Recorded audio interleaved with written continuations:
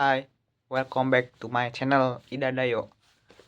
Untuk pertama-tama gua mau minta maaf untuk pembuatan konten mungkin cuma seminggu 2 kali di hari Selasa atau enggak Rabu, karena waktu gua ya terbatas, nggak ada waktu luang lain selain hari Selasa dan Rabu karena gua kerja. Kerja apa bang? Gua kerja di Jepang, alhamdulillah. Jadi ya tahu kan kalau di Jepang tuh eh, pasti identiknya dengan disiplin. Jadi gua terlalu kurang waktu untuk membuat konten gua paling 2 kali seminggu. Kalau ada waktu luang lain gua juga mau berusaha untuk komitmen terus konsisten buat membuat konten. Pembahasan sekarang gua mau membahas tentang bagaimana cara kerja ke luar negeri. Pastinya dari belajar bahasa dulu ya. Misal mau kerja ke Australia atau enggak ke Jepang, Korea, kita perlu basic dulu untuk belajar bahasa. Misal kita fokus dulu ke Jepang ya. Kita ingin kerja ke Jepang, jadi kita harus punya niat untuk ke Jepang tuh bertujuan untuk apa gitu. Misal gua mencari finansial untuk masa depan gua nanti. Nah, kalau udah punya tujuan tuh kita nggak bakalan ragu kita ke luar negeri mau ngapain. Karena kita punya tujuan. Kalau kita niat ke luar negeri hanya ingin doang, di tengah jalan pasti lu bakal punya rasa ragu. Itu kuncinya. Yang kedua itu bahasa. Kita harus memiliki bahasa basic, huruf atau vokal, pelafalan, cara baca. Kita harus punya basicnya dulu.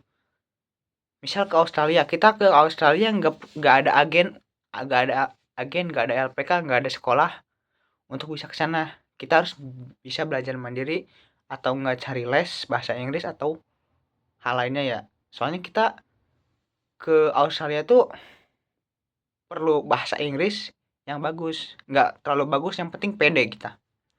Pede, ntar kalau udah pede usahain untuk mengambil tes biar punya sertifikat untuk syarat ke Australia. Sekarang ke Jepang, karena Jepang tuh banyak agen, jadi sebelum masuk agen atau enggak yang sering disebut LPK, kita harus belajar mandiri dulu. Minimal kita harus mempelajari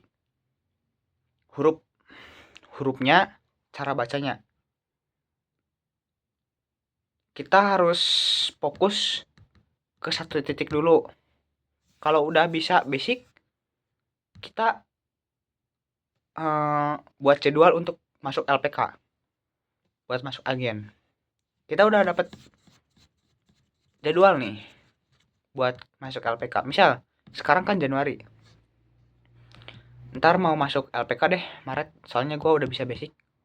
Nah, sebelum sampai Maret tuh kita harus tambah lagi, misal kosakata atau cara baca atau pola kalimat harus dihafalin dulu. Jadi prosesnya bakal cepat, bakal terasa. Kita udah di LPK, kita udah di atas teman-teman yang lain. Jadi kita bakal cepat untuk berproses ke luar negeri. Intinya kita tidak boleh tertinggal dari orang lain. Kita harus di atas orang lain. Begitu. Terus jangan lupakan aturan yang pertama itu, komitmen kalian. Tujuan kalian untuk ke Jepang ngapain? Tujuan kalian untuk ke Australia ngapain? Tujuan kalian untuk ke Korea ngapain? Ke luar negeri itu ngapain? Kita harus punya tujuan. Jangan sampai tidak punya. Oke? Mungkin konten sekarang gue hanya membahas itu. Sekian dari saya. Sekian dari gue. Pamit salam.